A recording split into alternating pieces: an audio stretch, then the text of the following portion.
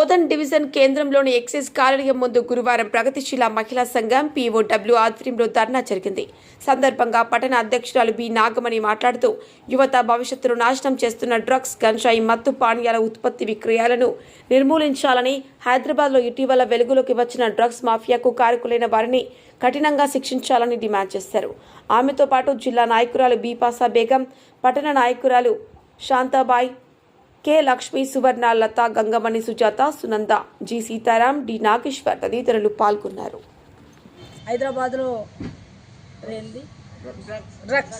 Drugs దొరికింది. అది అంతటా రాష్ట్రమంతటా కానీ, మన జిల్లాలలో కానీ, మన పల్లెటూళ్ళలో కానీ బాగా బానిస అయిపోయి తల్లిని చెల్లిని చూడకుండా కూడా బాగా విరైపోతున్నారు పురుషులు. అట్లా కాకుండా దాన్ని అరికట్టాలని చెప్పి మా మహిళా సంఘం రాష్ట్ర కమిటీ తరఫున దాన్ని హెచ్చరిస్తుంది.